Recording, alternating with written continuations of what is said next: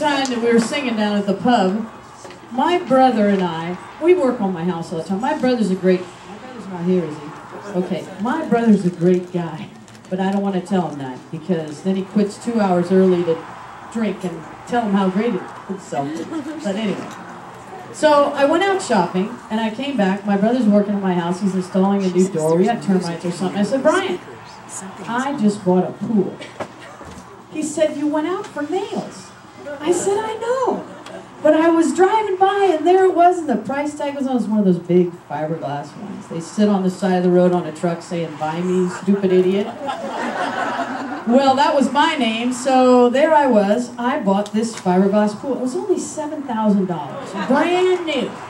Well, it turns out you can buy a pool for $7,000, but there's a cost of putting it in. There's plumbing, there's concrete. It turns out if you want to hire a guy with a crane, it's only $200 for him to take it up and move it over the house, but it's $400 for him to show up.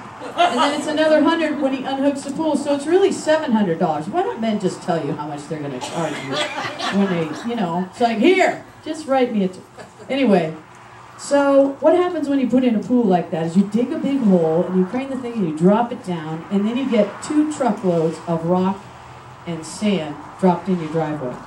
And it's your job. Truckload, right? So I'm looking at these truckloads. I mean, it's like big, lots of stuff. I got a wheelbarrow, 2 shovels, 3 guys going, oh, geez. So I went out to dinner Friday night, and that's when I went to the Mayflower Inn, and I met these 2 great women. And I said, will you guys come over and help us put in a pool tomorrow? I got 4 guys. Will you come out? And they said, because these are cute women. They said, if we help you put in the pool, does that mean we can swim there for the rest of our lives? And I said, hell yeah. You got to know when to say yes. Anyhow, and that's how Michelle and Holly ended up at my house at noon on a Saturday with a bottle of champagne. We'd been working 3 or 4 hours, and my brothers were dragging their asses. I had 2 of them there. If you put a good-looking woman in a tube top and hand her a shovel, I will tell you what, you can see men run.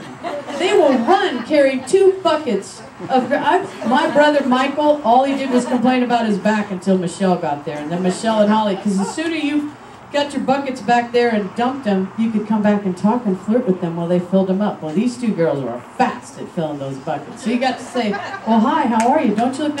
Oh, jeez, and then they run back again. So that's how I met Michelle, and I'm going to bring Michelle up. See, that didn't hurt too much, did it, huh?